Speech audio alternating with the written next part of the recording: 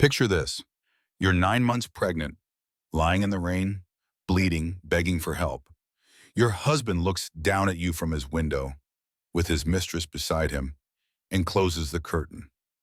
That was my reality. But here's the twist. That moment wasn't rock bottom.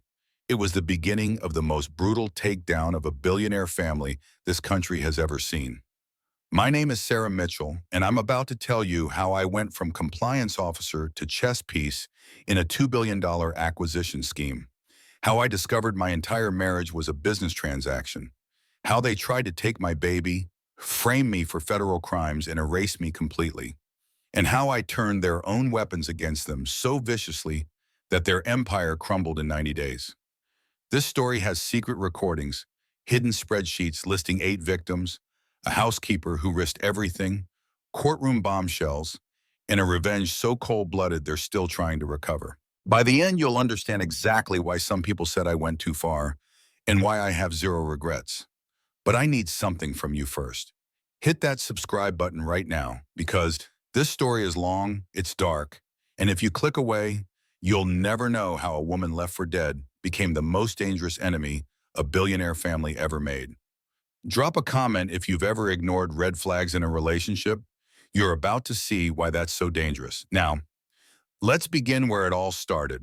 A conference room in Boston and a man who was way too interested in my company's patents. It started in June of 2021 at the Boston Corporate Finance Summit. I was 26 years old, working as a compliance officer at Meridian Analytics, a mid-sized firm with about 200 employees. We held patents for AI-driven risk assessment software. Nothing glamorous, but solid work. I was good at my job. Careful, detail-oriented, the kind of person who reads the fine print. I should have read the fine print on James Crawford. He approached me at the networking reception on the second night. I was standing by the bar, nursing a glass of wine, watching everyone else work the room with practiced ease. I'd always been better with spreadsheets than small talk. "You look like you'd rather be anywhere else," he said. I turned. He was tall, probably 6'2", with the kind of easy confidence that comes from never having to worry about money. Dark hair, blue eyes, expensive suit that fit too well to be off the rack. Later, I'd learn it was custom from a tailor in Milan. "Is it that obvious?" I asked. "Only to someone who feels the same way." He extended his hand. "James Crawford." I shook it. His grip was firm, warm. "Sarah Mitchell." "So, Sarah Mitchell from," he glanced at my name tag, "Meridian Analytics. Tell me about your company's patents. Are they exclusively licensed or available for acquisition?" I should have heard the alarm bells right then. Who opens a conversation asking about patent licensing? But I was flattered. Here was this polished, confident man, and he was interested in my work. "Available theoretically," I said, "but the board's not actively looking to sell. We're growing." "Growing's good," he said, "but sometimes the right offer comes along at the right time. Mind if I buy you another drink and we discuss industry trends?" I said yes. That was my first mistake. Over the next 8 months, James Crawford courted me with the precision of a military campaign. Flowers delivered to my office every Friday. Weekend trips to Vermont, to the Cape, to Montreal. He'd pick me up in his BMW and we'd drive for hours talking about everything. Or at least I thought we were talking about everything. Looking back now, I can see how carefully he controlled every conversation. He'd ask about my work, specific projects, who was on my compliance team, what patents we were protecting. At the time, I thought he was just interested in my life. Turns out he was gathering intelligence. He met my parents in September, 4 months in. We drove to Cleveland, to the suburbs where I grew up. My dad was a high school teacher. My mom was a nurse. They lived in a modest 3-bedroom ranch with a mortgage they'd been paying for 20 years. James was perfect. He helped my dad clean the gutters. He complimented my mom's pot roast. He asked thoughtful questions about their lives. After dinner, my mom pulled me aside in the kitchen. "He's wonderful, honey," she said, squeezing my hand. "Don't let this one get away." I didn't plan to. In October, James introduced me to his family. "I want them to meet you," he said. "You're important to me." We drove to the Crawford estate in Cape Cod, 50 acres of manicured grounds, a main mansion that looked like it belonged in a magazine, 3 guest houses, I'd never seen wealth like this outside of movies. Catherine Crawford met us at the door. James's mother was 58, blonde, elegant, with the kind of posture that suggested she'd attended finishing school. She looked at me the way you might look at a stain on expensive fabric. "A compliance officer," she said after James introduced me. "How practical." "Mother," James said, a warning in his voice. "I simply mean it's a sensible profession," Catherine said, but her smile didn't reach her eyes. Dinner was excruciating. Robert Crawford, James's father, barely acknowledged my presence. He sat at the head of a table that could seat 20, reading the Wall Street Journal while we ate. When I tried to make conversation, he'd grunt and turn the page. James's sister Claire was there with her husband Tom and their 2 kids. She was friendly enough but distant, like she'd learned not to get too attached to James's girlfriends. On the drive home, I was quiet. "They'll warm up to you," James said, reaching for my hand. "They're just protective. Your mom hates me. She doesn't hate you. She's old money, old Boston. It takes time for her to accept people." "Because I'm from Cleveland?" "Because you're not from their world, but you're from my world now, and that's what matters." I wanted to believe him. In February of 2022, James proposed. We hiked Mount Washington, my favorite trail. When we reached the summit, there were rose petals frozen in the snow. "A photographer just happened to be there," he claimed. The diamond ring was 4 carats. I learned later it cost $180,000. "Sarah Mitchell," James said, down on one knee, "you're the most genuine person I've ever met. You make me want to be better. Will you marry me?" I said yes, crying, feeling like Cinderella, like I'd finally made it. The photographer wasn't random. I know that now. None of it was random. We got married in June of 2022 at the Crawford estate. 200 guests attended. My side of the aisle was teachers, nurses, working-class people who'd saved up to buy new suits for the occasion. His side was senators, CEOs, people who owned boats and second homes and spoke casually about their investments. My dad gave a toast. "Sarah worked so hard to get here," he said, his voice thick with emotion. "We're so proud of her." I saw Catherine's face across the room, barely concealed disdain. 2 days before the wedding, James presented me with the prenup, 40 pages of legal language. His lawyer walked me through it quickly, too quickly. "Just a formality," James said. "It protects both of us. Every family does this." I signed. I signed because I loved him, because I trusted him, because I wanted to get married, and this seemed like just another piece of paperwork. I signed page 38 without reading it carefully. Buried in the legalese, "Wife waives rights to marital property acquired through business mergers during marriage term." I didn't understand what that meant. I assumed it was standard. At our wedding, I danced with my dad to "What a Wonderful World." I wore my mother's altered vintage lace dress. I looked at James across the dance floor and thought, this is it. This is my fairy tale beginning. Looking back, I can see now that the photographer wasn't random. The proposal was staged. Every moment was calculated. But in that moment, I felt chosen, special, like I'd finally made it into a world where I belonged. 2 weeks after our wedding, while James and I were on our honeymoon in Italy, Crawford Industries announced the acquisition of Meridian Analytics. My phone exploded with messages from former colleagues. "Did you know about this? Why didn't you tell us?" I didn't know. I was in Rome eating gelato, completely blindsided. "James," I said, showing him my phone, "your father's company is buying mine." "Oh, that," he said. "Dad's been working on that deal for a while. I didn't want to stress you out before the wedding." But the timing, coincidence, these deals take months to come together. I wanted to believe him. I did believe him, because the alternative was too horrible to consider. The deal closed in December of that same year, 6 months after our wedding. By then, I was 3 months pregnant. We moved into guest house number 2 at the Crawford compound, 4,000 square feet, which sounds enormous until you see it dwarfed by the 18,000 square foot main mansion where Catherine lived. Robert had his own wing. Claire and her family lived in guest house number 3. Everything about the compound felt like a test I was failing. Catherine hosted Sunday dinners in the main mansion's formal dining room. They weren't dinners so much as board meetings disguised as family time. The topics were always the same: business acquisitions, political donations, maintaining the family legacy. I'd try to contribute, share something about my day, my work. Catherine would smile that thin smile and say, "That's sweet, dear," in a tone that made me feel like a child interrupting adult conversation. Robert rarely looked up from his newspaper. When I spoke, he'd turn the page.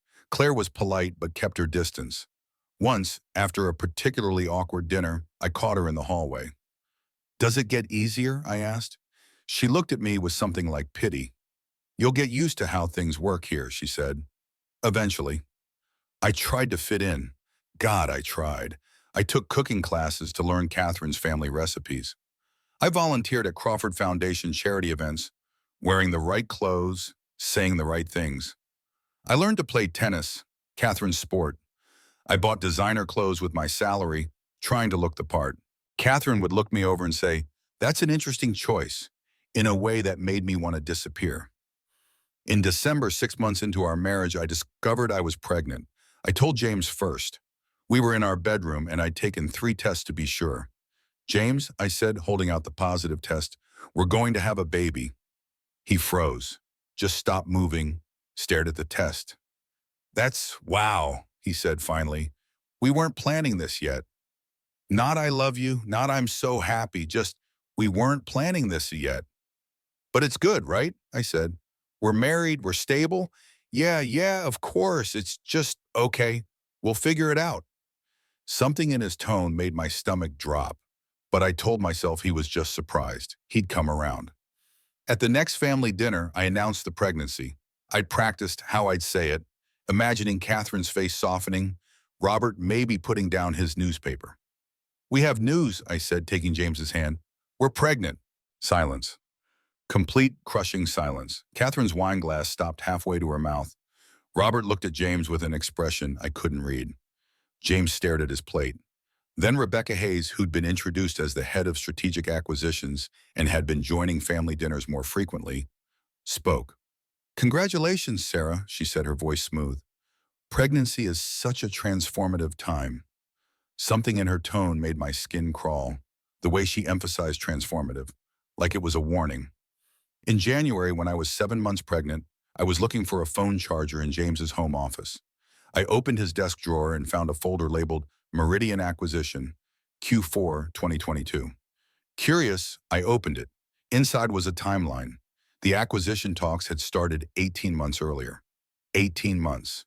That meant they'd started in December of 2021, 6 months before James and I even met. But that couldn't be right. Could it? I looked closer. Every document was dated. The initial offer, January 2022. The first negotiation meeting, March 2022. We'd gotten married in June. The deal was announced 2 weeks after our wedding. My hands started shaking. I pulled out my phone and checked the dates again. James approached me at the conference in June of 2021. Crawford Industries had started pursuing Meridian 6 months later. That meant they'd identified my company as a target while James was courting me. I sat down hard in his desk chair. My heart was pounding. "Sarah, what are you doing in here?" I looked up. James stood in the doorway, his expression unreadable. "The Meridian acquisition," I said. "When did your father start pursuing it?" "I don't know. Dad handles that stuff." "According to these documents, the talks started before we even got married." "Sarah, I'm not involved in acquisitions. That's not my department." "But you're VP of Strategic Development. Baby, are you really accusing me of something?" "Of what exactly? Marrying you because of your job?" He laughed, but it sounded forced. "That's paranoid." "I'm not accusing. I'm asking. Pregnancy hormones can make you emotional, anxious. Maybe you should talk to your doctor about it." I stared at him. Was I being paranoid? The timeline was suspicious, but maybe it really was just coincidence. Maybe I was inventing connections that weren't there. "You're right," I said finally. "I'm sorry, I'm just stressed." He crossed the room and pulled me into a hug. "I love you," he said into my hair. "I love this baby. Don't let your anxiety ruin what we have." I wanted to believe him so badly, because the alternative, that I'd been nothing but a business transaction, was too horrifying to accept. In February, when I was 4 months pregnant, James started working late. Every night, He'd text that he'd be home by midnight. I'd wake at 2 in the morning and he still wouldn't be home. When I'd text, he wouldn't respond. He'd arrive at 3 in the morning with some excuse about his phone dying. In March, there was a Crawford Foundation charity gala. Catherine told me it was cocktail attire, 7 p.m. I arrived in a knee-length navy dress, tasteful and professional. Everyone else was in floor-length gowns. Everyone. I was the only woman not in formal wear. Catherine saw me, and her eyes lit up with something like triumph. "Oh, Sarah," she said, loud enough for nearby guests to hear. "Didn't I mention it's black tie? Must have slipped my mind." The photographer took pictures all night. Me, visibly underdressed, standing next to women in designer gowns. Those photos would later appear in media coverage, used to show how I'd never fit into high society. Rebecca started appearing at family dinners more frequently, not just monthly but weekly. She'd sit next to James, touch his arm. When she laughed at his jokes, Catherine would watch with obvious approval. "Rebecca's brilliant," James told me one night. "Dad's grooming her for the executive team." I watched them across the dinner table. The way Rebecca's hand lingered on James's sleeve. The way Catherine smiled at her. The way I was slowly being erased. One night in April, I was in the bathroom during family dinner. I heard Catherine and her sister Vanessa talking in the hallway. "Well, she's not what we hoped for," Catherine said. But the Meridian acquisition went through. "And now she's pregnant," Vanessa replied. "What are you going to do about that?" "Let it run its course. We have options." I stood frozen in the bathroom, hand on my belly, feeling my baby kick. That night, I confronted James. "I heard your mother. She said I was part of the business deal." He exploded. "You were eavesdropping on my family in their own home?" "I was in the bathroom. You're being paranoid, creating drama where there isn't any. My mother said no such thing. You're inventing it."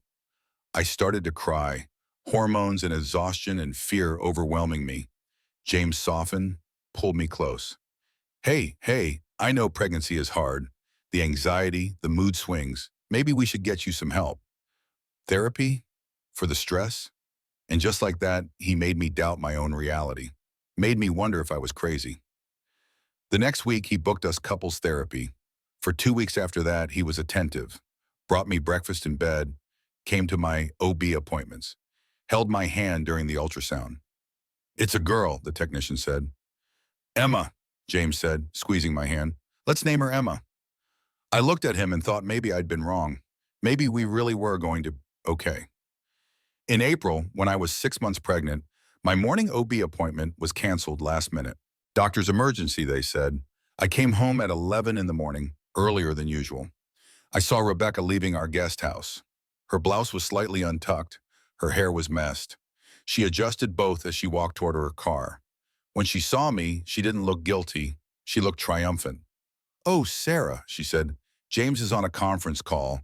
I was just dropping off quarterly reports." I looked at her hands. No reports, no briefcase, nothing. "Have a nice day," Rebecca said, smiling. I walked to the guest house door. It was locked. I tried my key. James had changed the locks. I texted him. "Why is Rebecca in our house?" Read at 11:15 a.m. No response until 6 p.m. She dropped off work stuff. "Stop being weird." That's when I knew. Not suspected. Knew. I'd married a man who'd used me for business, who'd gotten me pregnant by accident, who was now sleeping with his colleague while I carried his child, and I had no idea how to escape. I didn't confront James about Rebecca. I'd learned from the last confrontation. He'd just gaslight me, make me doubt what I'd seen with my own eyes. Instead, I started documenting everything. I bought a journal and hid it in Emma's baby book. Every incident, every strange comment, every time Catherine was cruel or James lied. I took screenshots of text messages. I checked our credit card statements. In late April, when I was 6.5 months pregnant, I did something I never thought I'd do. I hired a private investigator. His name was Frank Williams, a retired Boston cop who specialized in infidelity cases. I used $3,000 from my personal savings account, money I'd earned before the marriage. "Ma'am," Frank said when we met at a coffee shop 20 miles from the compound, "I'll be honest with you, 90% of the time, when someone hires me for this, They're right about what they suspect. I need to know, I said. I need proof. Give me 2 weeks. 2 weeks later, I met Frank in a Target parking lot. He handed me a manila envelope. I'm sorry, he said. Inside were photographs. James and Rebecca entering the Peninsula Hotel in downtown Boston. The timestamp showed they'd been meeting every Thursday afternoon for 18 months. 18 months. The affair had started 5 months before James even met me. There were credit card receipts, room charges, bottles of wine, room service, all charged to James's corporate card as business expenses. And then the bombshell. The woman, Frank said carefully, she's pregnant, about 16 weeks along.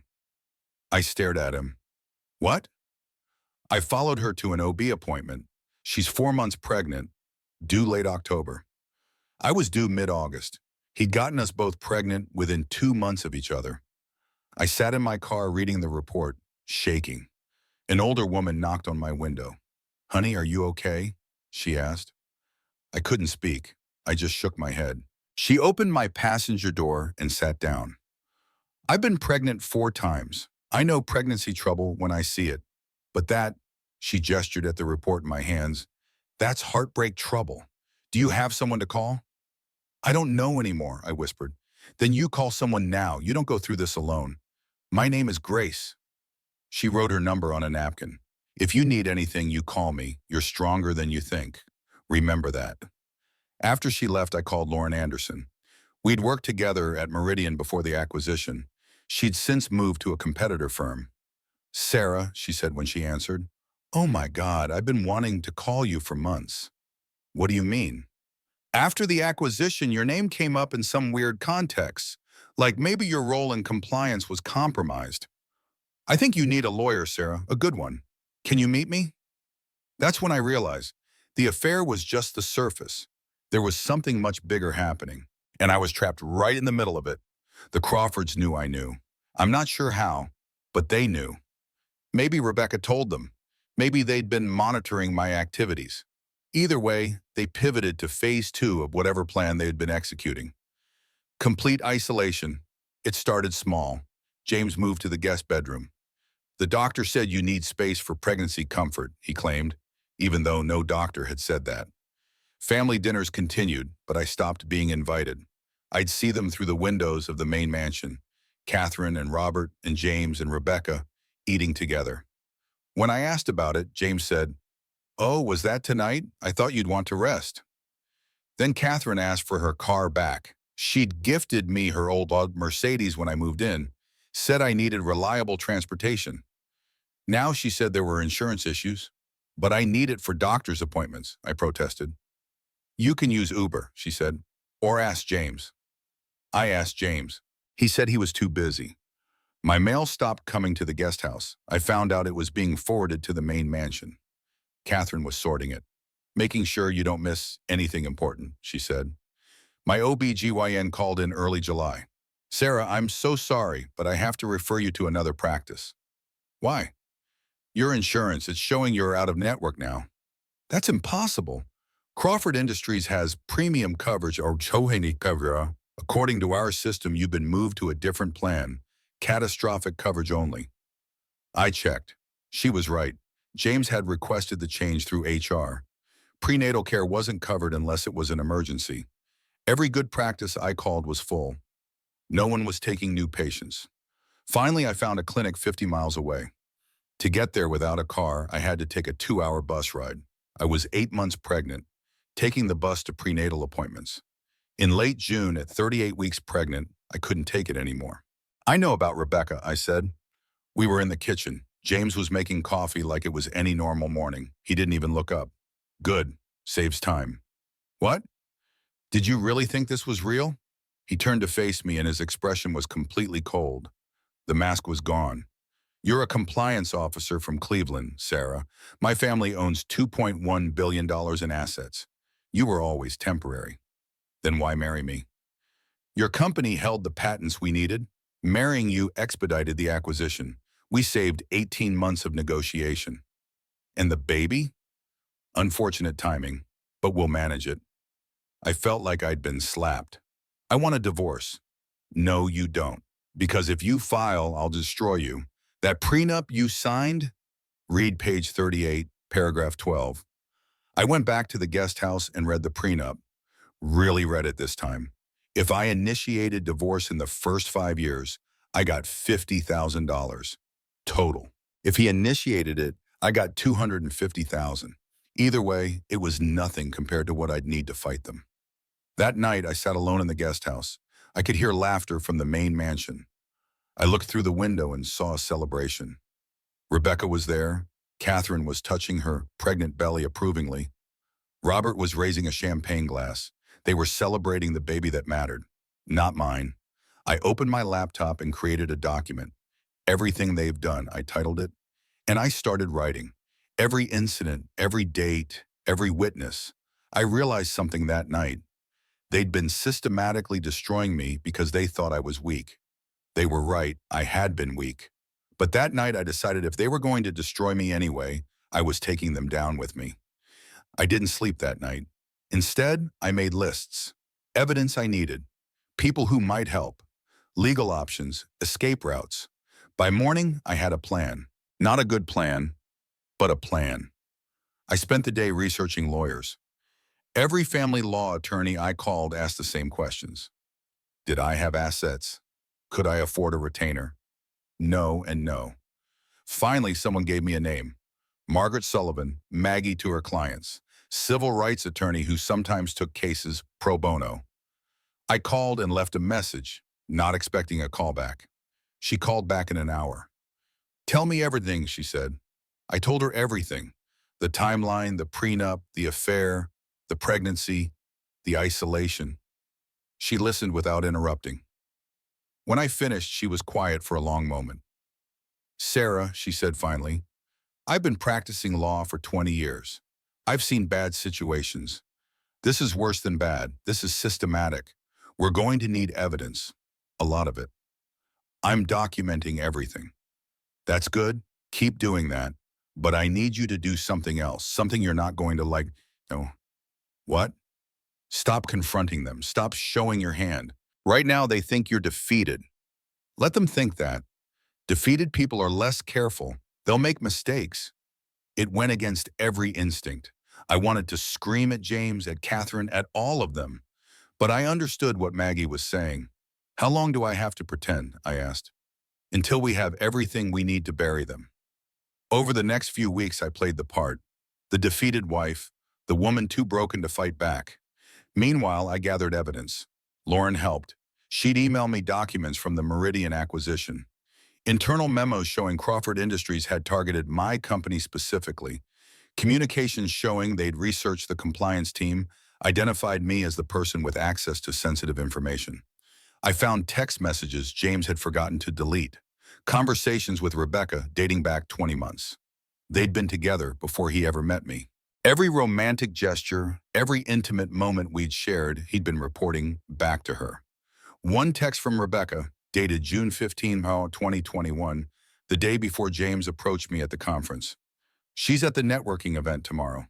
Blue dress, brunette. Remember, she's smart, so you'll need to work harder.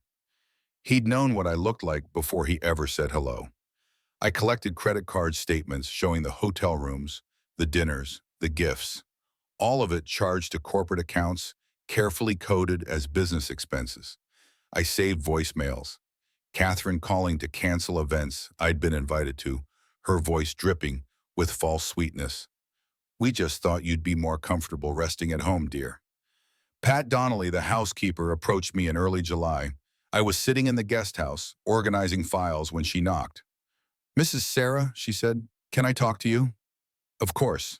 She sat down, nervous.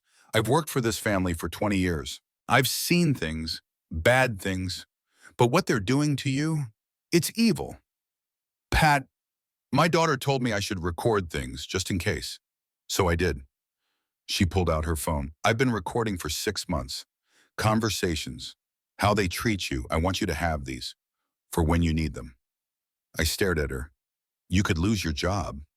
I'm 60 years old, Mrs. Sarah. I'll find another job, but I couldn't live it with myself if I didn't help. The recordings were damning. Catherine calling me the acquisition in private conversations.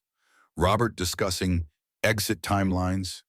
James and Rebecca talking about their relationship while I was in the next room.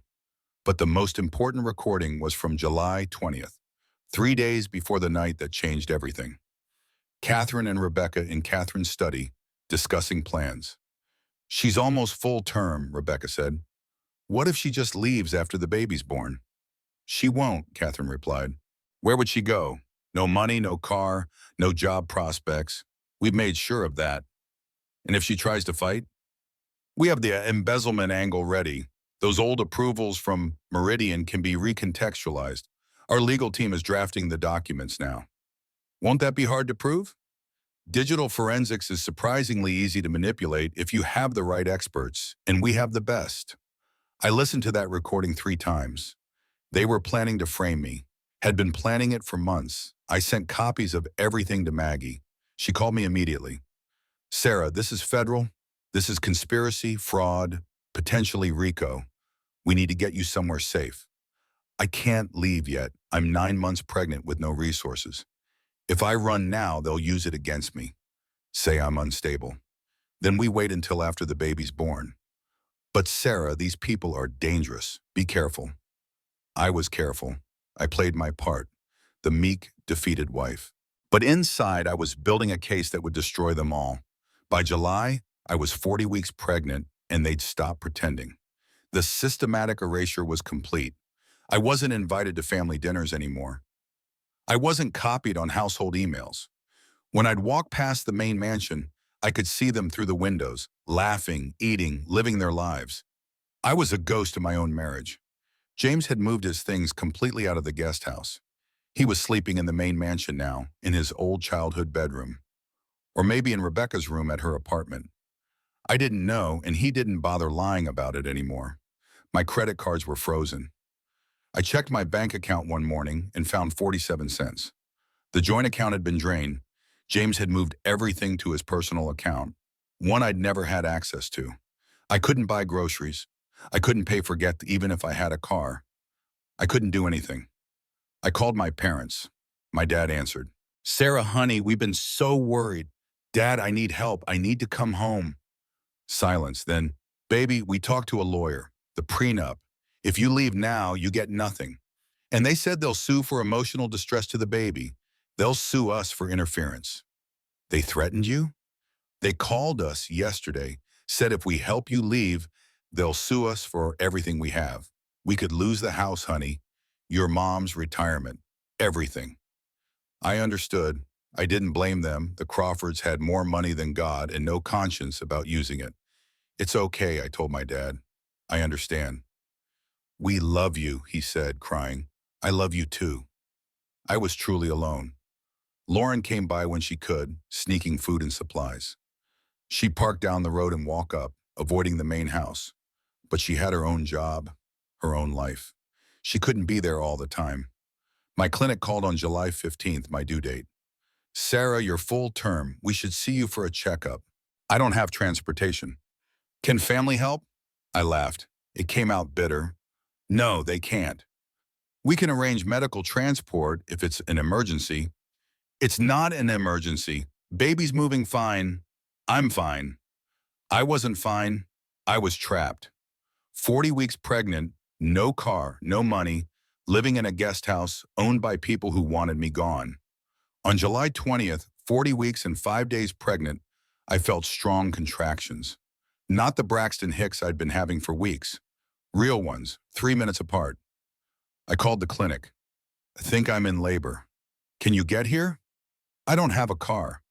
Can you call an ambulance? Yes, I'll call.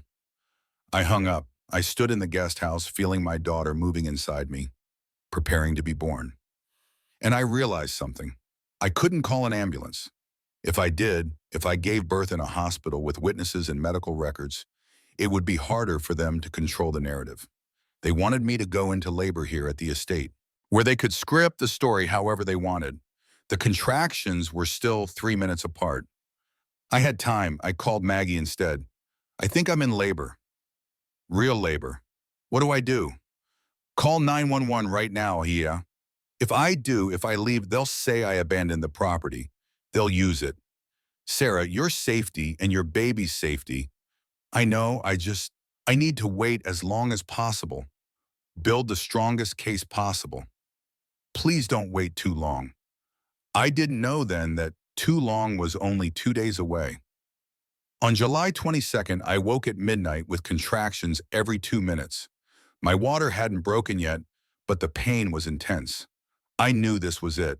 Real labor. Not false labor. Not Braxton Hicks. This was my daughter ready to meet the world. I tried to call the clinic. The after-hours line went to voicemail. I tried Lauren. No answer. It was midnight on a Tuesday. She was asleep. I looked out the window at the main mansion. Lights on in Catherine's wing. Someone was awake. I had to try. I walked across the lawn, feeling contractions grip me every few steps. The grass was wet with dew. My feet were bare. I was wearing a nightgown. By the time I reached the front door, I was crying from pain. I knocked, no answer. I knocked harder. Lights stayed on, but no one came. I banged on the door. Catherine, please, I need help. The door opened. Catherine stood there in a silk robe, perfectly composed even at midnight. Sarah, what on earth? I'm in labor. Real labor. I need you to call 911, please. She looked at me, really looked at me, and I saw no compassion, no humanity, just calculation.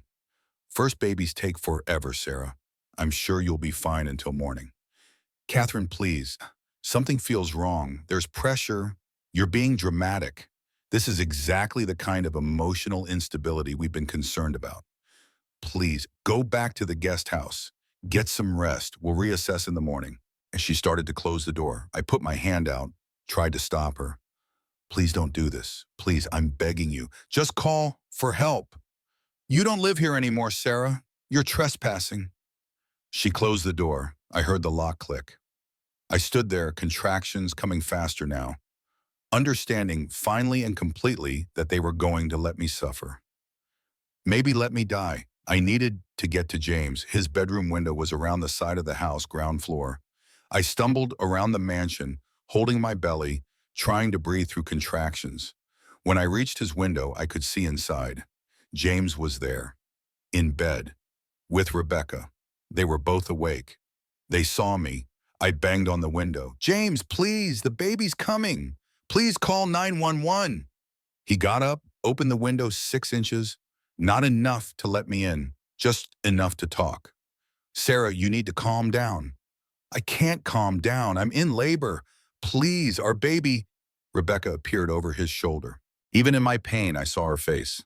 She was 8 months pregnant herself now, triumphant. She's always been dramatic, Rebecca said. James, please, I could die. Emma could die, please. I'll call you an ambulance in the morning if you're still having contractions. In the morning, James?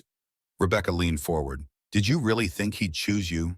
Even your baby can't compete with what we have. James closed the window. The curtains closed. The light went off. I was standing in the rain. When had it started raining?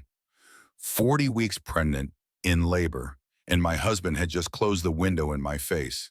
I don't remember walking back toward the guest house. I don't remember collapsing in the driveway. I remember pain and rain and thinking, this is how I die. This is how Emma dies. And then I remember nothing. I woke up in the hospital. The first thing I saw was white ceiling tiles. The second thing was Pat Donnelly's face. You're okay, she said, gripping my hand. You're both okay. Emma, she's here. She's in the NICU for observation, but she's okay. 5 pounds, 8 ounces. Small but healthy. I started crying, relief, exhaustion, trauma all hitting at once. What happened? I asked. Pat's face hardened. I found you. I came to work early, around 3 a.m. You were unconscious in the driveway. I called 911 immediately. How long was I? The ambulance said you'd been there at least an hour, maybe longer. You were hypothermic, hemorrhaging. Another 30 minutes and you wouldn't have made it. An hour. I'd lain in the rain for an hour while the Crawford family slept in their warm beds. They left you to die, Pat said quietly. They knew. Catherine saw you, James saw you, and they left you there. A doctor came in. Dr. Martinez, young, competent looking. Ms. Mitchell, you had a placental abruption. Very serious. Emergency C-section. You lost 2 liters of blood. You're lucky to be alive. Can I see her? Can I see Emma? Soon. Let's make sure you're stable first. Over the next few hours, I learned what happened. Pat had polished the ambulance. Catherine had met the paramedics at the door and told them I'd broken in and wasn't family. Pat had corrected her, gotten in the ambulance with me, despite Catherine firing her on the spot. The emergency C-section had saved both our lives. The doctor had noted in my chart, suspected medical neglect. Patient claims family refused to call for help. By afternoon, I was strong enough to see Emma. They wheeled me to the NICU. She was in a clear bassinet, sleeping. Perfect. 10 tiny fingers, 10 tiny toes. My daughter. Hi, Emma, I whispered. I'm your mama, and I promise you I will never let anyone hurt you like they tried to hurt us. Never. I meant it. On the second day, the hospital social worker came by. Ms. Mitchell, there are some concerns, medical concerns. Do you have somewhere safe to stay when you're discharged? I can call a friend. The family has been calling. They want to discuss custody arrangements. My blood ran cold. What? They're claiming you're unfit, that you endangered yourself and the baby through poor judgment. They refused to call for help. They left me in the rain. I believe you, but they have lawyers, expensive ones, and they filed papers. That's when I learned, while I was recovering from nearly dying, the Crawfords had filed for emergency custody. They claimed I was mentally unstable, that I'd refused prenatal care, that I'd put myself and Emma in danger. They were trying to take my baby. Lauren arrived on day 3. She helped me discharge from the hospital, drove me and Emma to her apartment. You're staying here, she said, as long as you need. Lauren, they're going to take her. They have unlimited money and unlimited lawyers, and I have nothing. You have the truth, and we're going to make sure everyone hears it. Maggie called that evening. Sarah, I've reviewed the petition. It's bad. They're claiming you fabricated abuse allegations, refused medical care, endangered the baby. They have statements from Catherine saying she offered to help and you refused.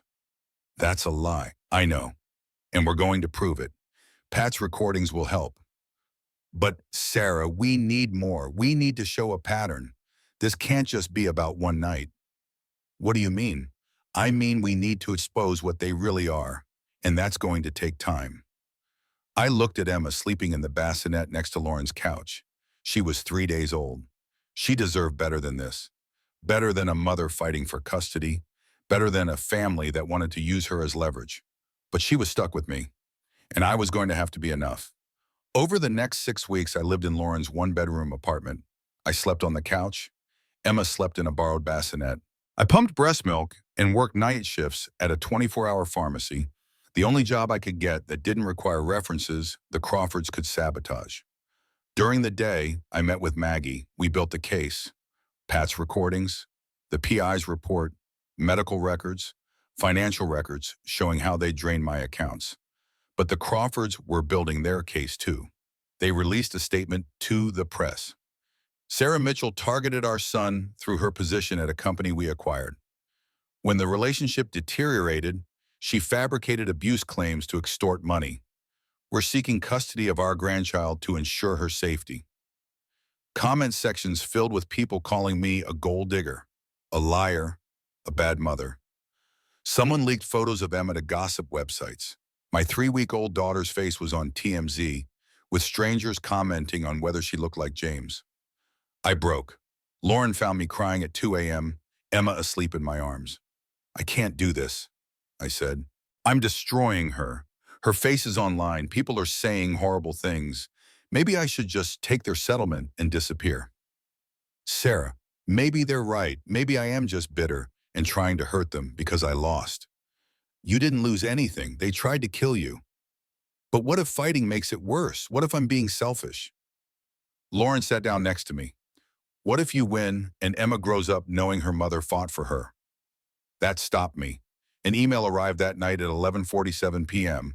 The sender was victim1anonymous@protonmail.com.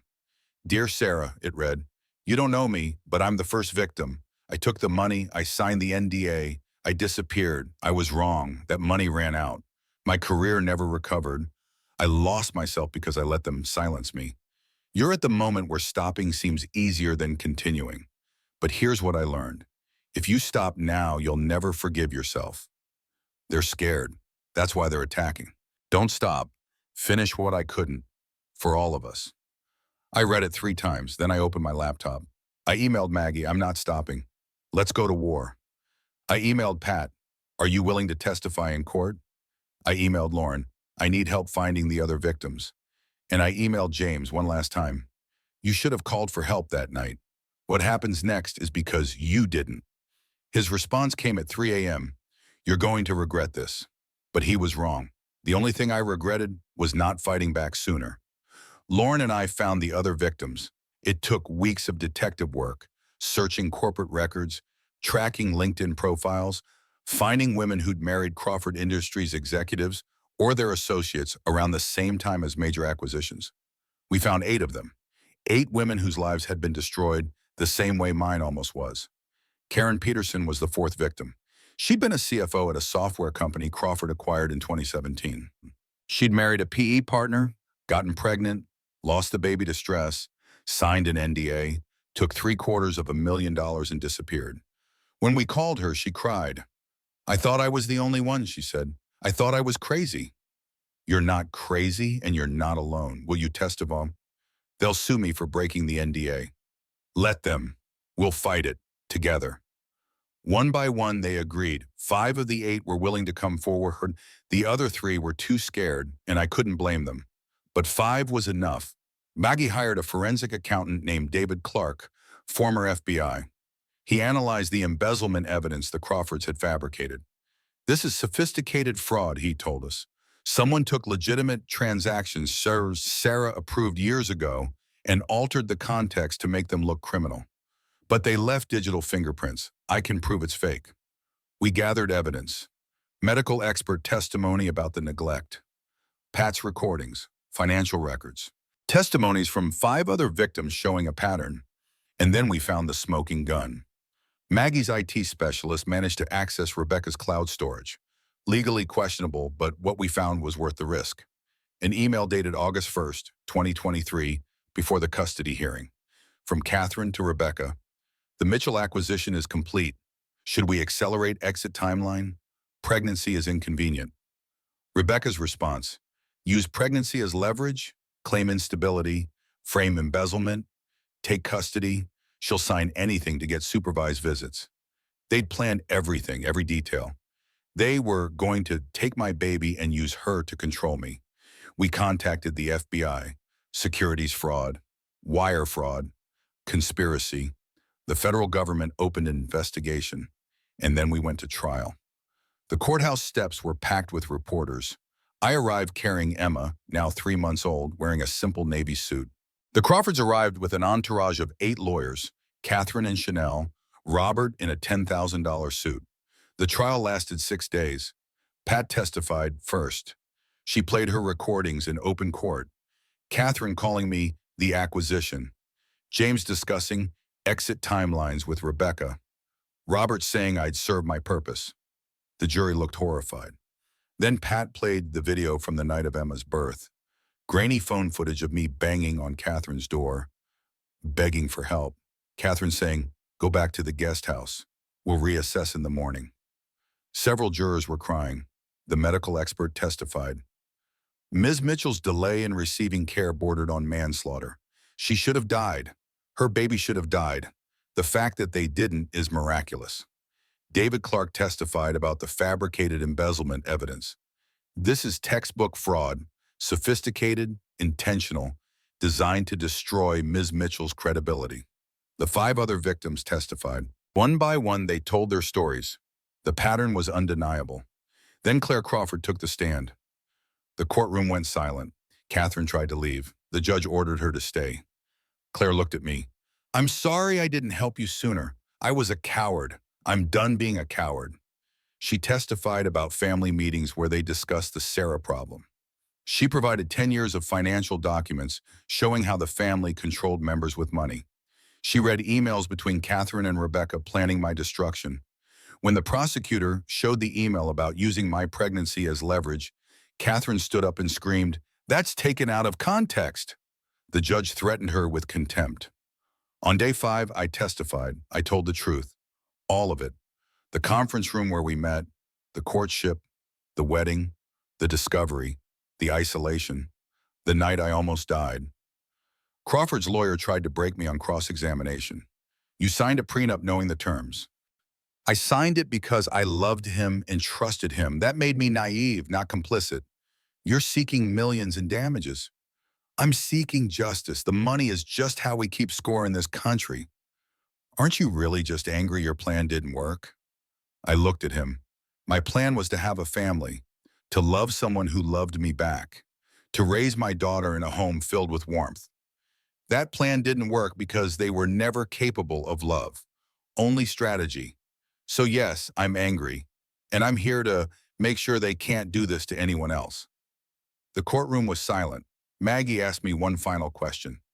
Sarah, if they offered you $10 million right now to drop this case and sign an NDA, would you take it? No, Abdaso. Why not? Because Emma deserves to grow up in a world where powerful people face consequences. And because every woman who comes after me deserves to know you can fight back and win. After 6 days, the jury deliberated for 6 hours. The verdict came on November 15th, 2023. The jury found for me on all counts: fraud, emotional distress, medical neglect, conspiracy, damages, $4.2 million, full custody to me. James could have supervised visitation once monthly. Catherine, Robert, and Rebecca had to stay 500 yards away from me and Emma at all times. The judge also referred the case to the state attorney general for criminal prosecution. When they read the verdict, I collapsed into Maggie's arms. The Crawfords sat in stunned silence. Outside, the media erupted. We'd won. The day after the verdict, Michael Thompson's article published in The Atlantic. The acquisition strategy: how a billionaire family weaponized marriage. 15,000 words, meticulously sourced, detailing all 8 victims and the systematic pattern. It went viral. 40 million views in 48 hours. Hashtag Crawford Exposed trended worldwide. The dominoes fell fast. Week 1, the FBI opened a full investigation. The SEC announced an inquiry into Crawford Industries. The IRS triggered an audit. The Massachusetts Attorney General filed criminal charges against James, Rebecca, Catherine, and Robert. Week 2, Crawford Industries stock crashed, losing 67% of its value. The board forced Robert to resign as CEO. Major investors pulled out. Week 3, the criminal trial was scheduled. Rebecca's baby was born a week early, stress-induced. James moved out of the family estate. Catherine was placed under house arrest, pending trial. By December, they'd accepted plea deals. Rebecca got 6 years federal prison for conspiracy and wire fraud. James got 4 years and testified against his parents. Catherine refused the deal, went to trial, was convicted, and got 3 years plus 5 years probation. Robert accepted 18 months plus $15 million in fines. Crawford Industries filed for bankruptcy protection. $2.8 billion in debt was revealed. Hidden offshore accounts were discovered. The SEC seized assets. The company was sold to a competitor for parts. The court established a victims fund from Crawford assets. All 8 women were compensated. $23 million distributed.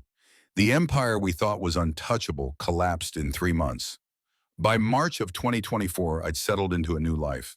I bought a small house in Newton with my settlement money. 3 bedrooms, nothing fancy, but it was mine. Emma had her own room with yellow walls and a window that got morning sun. I worked as a consultant for law firms, identifying financial abuse in corporate structures. $300 an hour, 20 hours a week. I also spoke at conferences about my experience. $5,000 per appearance.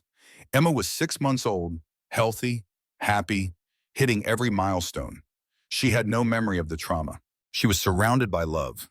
Me, Lauren, who was her godmother, Pat, who she called Grandma Pat, Claire, who was slowly rebuilding our relationship. I was in therapy twice a week. PTSD diagnosis, anxiety medication. I had nightmares about the rain, about the driveway, about Catherine's face closing the door. Some days I couldn't get out of bed, but I was healing slowly. Lauren introduced me to David Green in June of 2024. He taught at a preschool, had kind eyes, an easy smile. We became friends, just friends. I wasn't ready for anything more. Emma met her father once a month in a supervised setting. She didn't call him Daddy. She called him James if she called him anything. At 18 months old, she didn't understand who he was. Maybe that was for the best. James had been released after 18 months for good behavior. He worked at a car dealership now. He'd lost everything: his family's money, his reputation, his freedom. When he came to visits, he looked smaller somehow. Broken. Good, I thought sometimes. Then I'd feel guilty for thinking it. In August of 2024, I established the Mitchell Foundation, a nonprofit providing legal support for women fighting powerful families. We helped 200 women in the first year. I also signed a book deal. Maggie negotiated it, $750,000 advance for my memoir. Michael Thompson helped me write it. Acquisition, a memoir, would publish in 2026. Life wasn't perfect. I still had panic attacks. I still hyper-vigilant, checking locks 3 times, looking over my shoulder. Emma sometimes asked why she didn't have a daddy like other kids. I didn't have an easy answer. But we were safe. We were free. And every day I was becoming a little bit stronger. Catherine served 18 months and was released early for age and health reasons. She lived in a small condo now, the estate having been sold. She'd developed major depression. Robert divorced her from prison, protecting what little money remained. Robert served 14 months, was released to a halfway house. His net worth was $87,000. Everything else had been seized. He lived in a studio apartment, worked as a consultant with no clients. Claire had been cut off from the family trust fund when it was seized in bankruptcy. She was working as an elementary school teacher now, her first real job. Her marriage was strained but intact. She and I talked once a week. It was complicated, but we were trying. Rebecca was in federal prison in Connecticut.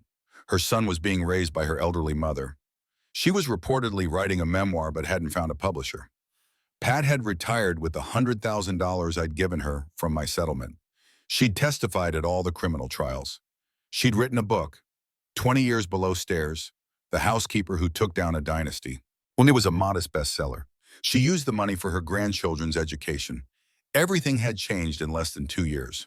Sometimes I'd drive past the old Crawford estate. Someone had bought it at the foreclosure auction. I knew who. I'd organized the consortium that purchased it, because revenge isn't always violent. Sometimes it's strategic. The Crawford estate sat on 50 acres of pristine land overlooking Cape Cod Bay. Worth $12 million before the scandal, it sold at auction for $3.8 million. My consortium bought it in December of 2024. Lauren helped me organize the investors. Maggie structured the deal. We had enough from my settlement and their contributions to make it happen. The Crawford family didn't know I was involved. The purchase went through a series of LLCs, intentionally obscure. When the paperwork finalized, I visited the property for the first time since the night I'd nearly died there. Lauren came with me. Emma, now 16 months old, was with Pat for the day. We stood in the driveway where I'd collapsed, the place where I'd lain in the rain, bleeding, begging for help that never came. What are you going to do with it? Lauren asked. Something they'll hate. In January of 2025, we broke ground on the Emma Mitchell Center, a shelter for women fleeing financial abuse. The mansion would house up to 30 women and their children. The guest houses would become counseling centers. The grounds would be gardens where they could heal. The Crawford estate, the symbol of their power and their cruelty, would become a sanctuary for their victims. When Catherine learned about it from a news article, she reportedly had a breakdown. She called me once from a number I didn't recognize. "How could you?" she sobbed. "The same way you could leave me in the rain," I said, and hung up. I never heard from her again. The Emma Mitchell Center opened in May of 2025. The ribbon-cutting ceremony made national news. I stood on the steps of the mansion, Emma on my hip, David beside me. We'd started dating in March, taking things very slowly. Reporters shouted questions. "Mr. Mitchell, 3 years ago today, you won your case. Do you have any regrets?" I thought carefully before answering. Regrets? Yeah, I regret trusting someone who didn't deserve it. I regret not seeing the red flags. I regret that my daughter will grow up with questions I can't fully answer. But do I regret fighting back? Never. They thought throwing me out while I was in labor would break me. They thought I'd take the money and disappear. They thought I was weak. Maybe I was. But weak things can become strong. Broken things can heal. And a mother protecting her child, that's the most dangerous force in the world. Your book is titled Acquisition. Why? Because that's what I was. An acquisition, a business transaction, a means to an end. But here's the thing about being treated like property. You learn exactly how much you're worth, and it's more than they ever imagined. Last question. Do you consider yourself a victim or a survivor? I looked at Emma, then at David, then at the center behind me. I'm both. I'm always going to be both. They made me a victim. I made myself a survivor. But more than that, I'm a mother. And everything I did, every battle, every nightmare, every moment I wanted to give up, I did it so my daughter would grow up knowing. You fight for what's right, even when it's hard, especially when it's hard. The Mitchell Foundation grew. By 2025, we'd helped 500 women. We had chapters in 12 states. I'd hired 4 of the 5 victims who testified at trial to run various departments. Karen Peterson was our Director of Victim Services. Diane Cooper ran our legal department. Lisa Carson was Chief Financial Officer. They were rebuilding their lives while helping others rebuild theirs. We formed something none of us expected, a family. Not the family we were born into or married into, but the family we chose. Every year on July 22nd, the anniversary of the night I almost died, we gathered at the center. All 5 victims, Pat, Lauren, Maggie, Michael, and me. We'd light candles, share stories, remember how far we'd come. To survival, we'd toast. To justice, someone would add. To revenge, I'd say. And everyone would laugh, because revenge done right isn't destruction, it's transformation. It's taking the worst thing that ever happened to you and making it mean something. My book published in March of 2026. Acquisition, a memoir, hit the New York Times bestseller list in its first week. Stayed there for 8 weeks. I went on a book tour, 20 cities. Bookstores packed with women who'd survived their own acquisitions, their own betrayals, their own nights in the rain. How did you keep fighting, they'd ask. I didn't keep fighting, I'd say. I kept surviving. Fighting was just what survival looked like for me. In interviews, people wanted to know about James. Do you hate him, they'd ask. No, I'd say honestly. Hate requires energy I don't want to give him. I pity him. He had everything, privilege, wealth, opportunity, and he used it to hurt people. That's not power, that's pathetic. Do you think he's changed? I think he got caught. There's a difference. Emma was 3.5 years old by then. Happy, bright, funny. She knew an age-appropriate version of the story. Mama had to fight bad people was how I explained it. She knew James was her biological father, but David was the one who came to her preschool plays, who taught her to ride a bike, who read her bedtime stories. In July of 2026, David proposed. Small proposal, just him and me and Emma at the beach. Emma was the one who handed me the ring box. David wants to be my real daddy, she said. Can he? I looked at David, kind, patient David who'd never rushed me, never pushed for more than I could give. Yes, I said, he can. We got married in November. Small wedding, 30 people. Emma was our flower girl. Lauren was my maid of honor. Pat cried through the whole ceremony. James sent a card. Congratulations, I hope you're happy. I didn't respond. I was happy. And I didn't need his permission or his blessing. I was also pregnant again. 5 months along with a Bay, due in March of 2027. Some people thought it was too soon. Are you sure you're ready? My therapist asked.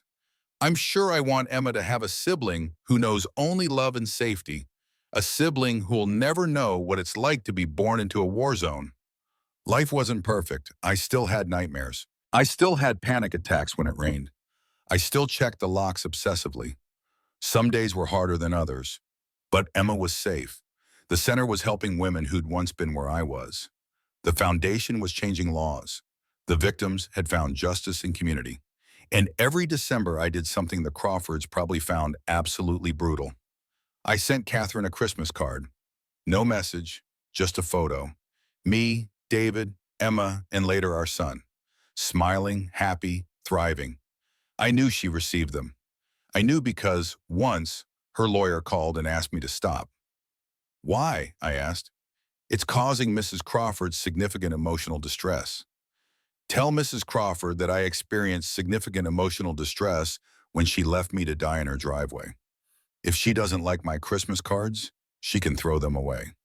The lawyer hung up, but I knew Catherine didn't throw them away. I knew because one of her former staff members told me she kept them in a drawer in her bedroom where she'd see them every day. Good, I thought. Let her see what she tried to destroy. Let her see that not only did I survive, I flourished.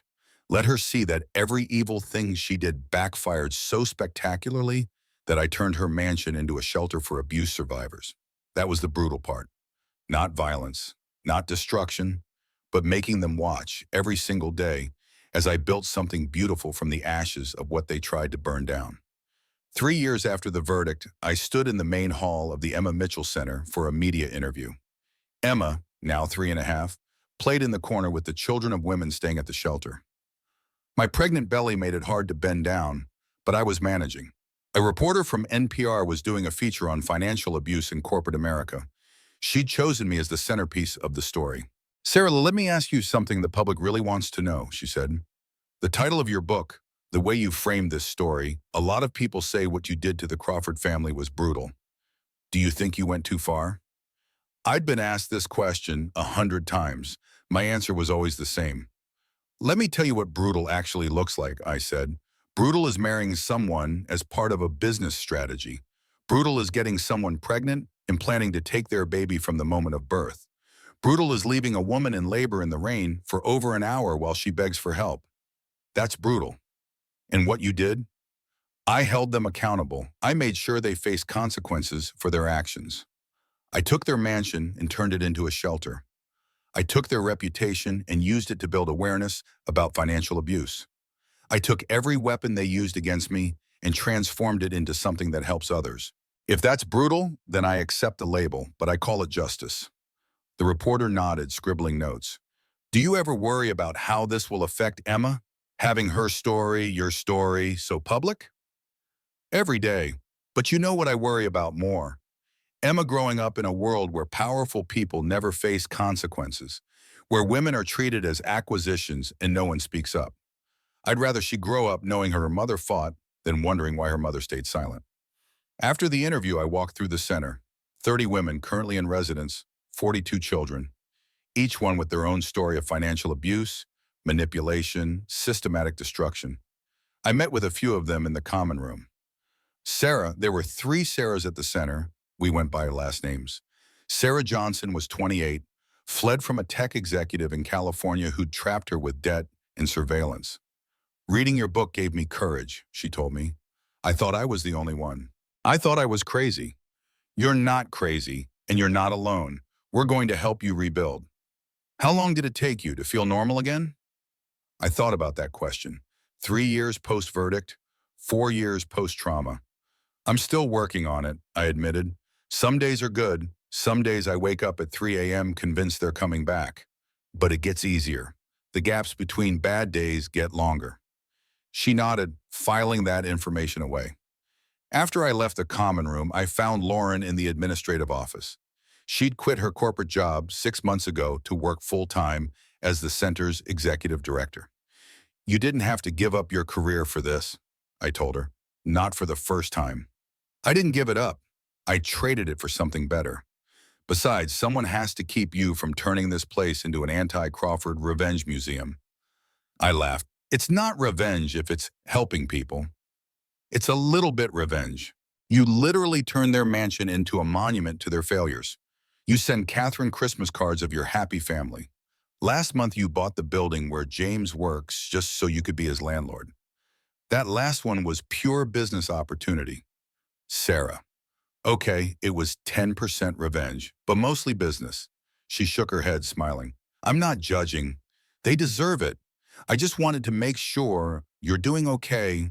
The pregnancy, The stress of the center, the book tour, the foundation, it's a lot. I'm okay, really. I have you, David, Emma, Pat, this place, the women we're helping. I'm more than okay. It was true. Some days the weight of it all threatened to crush me, but most days I felt purpose. The trauma hadn't disappeared, but I'd transformed it into something useful. That evening, David picked up Emma from the center's daycare. We drove home to our house in Newton, the 3-bedroom with the yellow room in the garden. Over dinner, David had made his famous lasagna. Emma told us about her day. Miss Rachel said my mommy is famous, she announced. Did she? I asked carefully. She said you're on TV. Are you on TV? Sometimes, when people want to hear about the center. Why do they want to hear about it? This was the conversation I'd been dreading and preparing for in equal measure. Because the center helps people who need help, and people like to know about places that help people. Like how you needed help when I was born. David and I exchanged glances. Emma was smart, perceptive. She'd started putting pieces together. Yes, I said carefully. Like that. Was I born at the center? No, baby. The center didn't exist yet. You were born at a hospital. But before the hospital, you needed help? Yes. And James? She always called him James, never Dad or Daddy. He didn't help you? My throat tightened. No, he didn't. That was mean. Yes, it was. Is that why David is my real daddy? David reached across the table and squeezed my hand. David's your real daddy because he chooses to be, I said. Because he loves you and takes care of you and will always be there when you need help. That's what makes someone a real parent. Not biology, love. She thought about this, twirling pasta on her fork. I love David. I love you too, Em, David said softly, but I don't love James. That's okay. You don't have to love someone just because they are biologically related to you. Good, she said, and went back to her lasagna like we'd been discussing the weather. Later, after Emma was asleep, David and I sat in the living room. His hand rested on my pregnant belly, feeling our son kick. She's going to have questions, he said, more and more as she gets older. I know, I have a whole plan, age-appropriate information at each stage. By the time she's a teenager, she'll know the full story. And if she wants to have a relationship with James, then that's her choice. I won't stop her. But I also won't force it. You're a good mother, Sarah. I'm trying to be. Some days I feel like I'm failing. Like all of this, the publicity, the center, the foundation, is just my trauma playing out on a public stage, and I'm dragging her into it. You're not dragging her. You're showing her what it looks like to turn the pain into purpose. That's not a bad lesson. I leaned against him, grateful for his steadiness. David never tried to fix me. He just stood beside me while I fixed myself. In March of 2027, I gave birth to a son. We named him Oliver. The birth was scheduled C-section at the hospital with excellent security. I'd learned from last time. Controlled environment, multiple witnesses, every precaution in place. David was there the whole time. So was Lauren. So was Pat. Emma came to visit in recovery, climbed carefully onto the hospital bed to meet her baby brother. He's so small, she said, touching his tiny hand. You were this small once. Really? Really? Was I born here too? No, you were born at a different hospital, but both times you and Oliver were the best days of my life. She seemed satisfied with that answer. James sent flowers. I had them donated to the hospital's newborn unit. Catherine sent nothing. I didn't expect her to.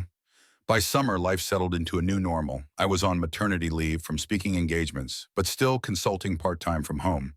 The foundation continued to grow. The center had a waiting list of women seeking shelter. Michael Thompson won a Pulitzer for his article. He called to tell me, "We did it," he said. "You did it. You wrote it. But you lived it. You made it possible." "Are you writing a book?" I asked. "You should write a book." Already talking to publishers. Patterns of predation, corporate acquisitions in the women they destroy. Catchy, right? Needs work on the title, but do it. Tell all their stories, not just mine. That's the plan. All 8 women, the system that enabled it, how it keeps happening. After we hung up, I looked around my living room. Emma was playing with blocks. Oliver was asleep in his bassinet. David was in the kitchen making dinner. This was not the life I'd imagined when I was 26 years old, meeting a handsome stranger at a conference. That life had been a fantasy, a carefully constructed trap. This life was real, messy, complicated, beautiful, real. Some people probably thought I should have let it go by now, moved on, forgiven, put it behind me. But here's what those people didn't understand. I had moved on. The center, the foundation, the book, the advocacy, that was moving on. It just wasn't moving on in the way they expected. I hadn't forgiven the Crawfords. I probably never would. Forgiveness is for the forgiver, people say, but I found peace without it. What I had instead was purpose. Every woman who came through the center's doors, every law we helped change, every person who read my story and recognized their own, that was moving on. And every Christmas card I sent to Catherine, showing her my thriving family in the mansion she'd once ruled, that wasn't moving on. That was making sure she never forgot what she'd done. Was it brutal? Maybe, but it was also justice. And sometimes those two things look exactly the same. In November of 2027, I received a call from Claire. We've been rebuilding our relationship slowly. She came to visit once a month, played with Emma, was trying to be the aunt she should have been from the start. "Sarah," she said, "I need to tell you something. Robert died." I felt nothing. Not satisfaction, not sadness, not relief, just nothing. How? Heart attack, in his apartment. They found him 3 days later. "Are you okay?" "I don't know. He was my father. He was also a monster. Can both be true?" "Yes," I said, "both can be true. The funeral is next week. I don't expect you to come. I won't. But you should go if you need to. You're allowed to mourn him even after everything." "Thank you." After we hung up, David asked if I was okay. "I think I am," I said. "I thought I'd feel something, glad he's gone. Angry he never really paid. Something. But I just feel empty about it. That's probably healthy." "Is it?" "You've already processed what he did to you. His death doesn't change that. You don't have to feel anything about it if you don't." Emma came running in. "Mama, can we go to the center today? I want to see the new girl." "What new girl?" "The one with the baby. She's my age. Miss Lauren said we could play." I looked at David. He shrugged, smiling. "Your daughter wants to go to work with you." "She's really your daughter when she's being precocious. And she's definitely your daughter when she's helping abuse survivors at age 4. We went to the center. Emma did indeed play with the daughter of a newly arrived resident. I worked in my office. David handled some administrative tasks. Oliver napped in his carrier. This was my life now. Taking my kids to work at an abuse shelter in a mansion I'd seized from my ex-husband's family. Writing books about financial abuse. Sending passive-aggressive Christmas cards to my former mother-in-law. Running a foundation that had helped 800 women in 3 years. It was weird. It was messy. It was mine. And here's what I learned through all of it. The greatest revenge isn't destruction. It's transformation. They tried to make me nothing. I became someone who helps women who were once nothing become someone. They tried to take my daughter. I built a place that keeps mothers and children together. They tried to silence me. I became one of the loudest voices in the conversation about financial abuse. Every evil thing they did, I turned into something good. And that, I think, was the most brutal thing I could have possibly done to them. Making them watch while I thrived, making them see that every weapon they used against me became a tool I used to help others, making them understand that trying to destroy me was the biggest mistake they ever made. Because I didn't just survive them, I beat them, and I made sure everyone knew it.